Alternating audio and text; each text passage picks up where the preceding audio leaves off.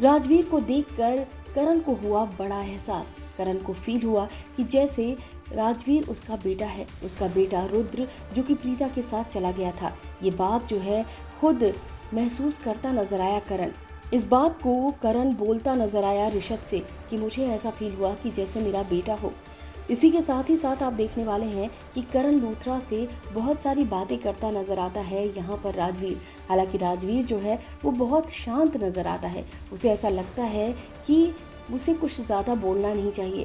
भले ही राजवीर के मन में रिवेंज की बात हो, भले ही वो बदला लेना चाहता हो करण लूथरा से, लेकिन उसके मन में कहीं ना कहीं से रिस्पेक्ट तो है। इसी वजह से वो ज़्यादा बदतमीज़ी से बात नहीं करता, बहुत ही सॉफ्ट तरीके से बात करता है।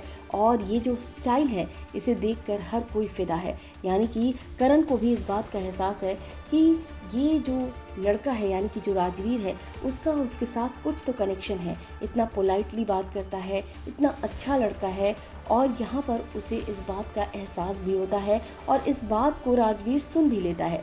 यहाँ पर जब राजवीर को वो देखता है तो बहुत ही ज़्यादा परेशान हो जाता है और साथ ही साथ शॉक्ड हो जाता है।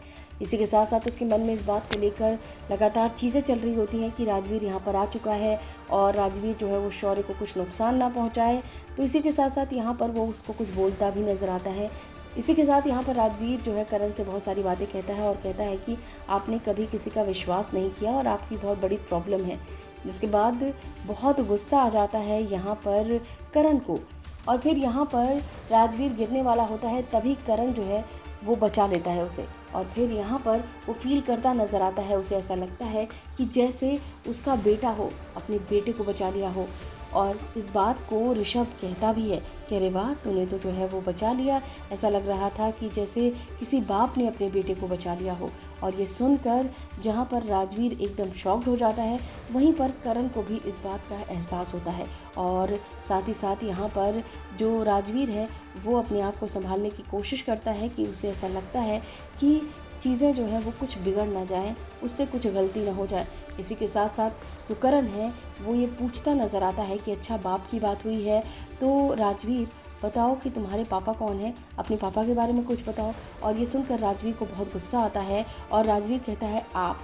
जिसके बाद यहाँ पर जो करण है वो एकदम शॉक्ड हो जाता है, वो बोलने लग जाता है कि मतलब।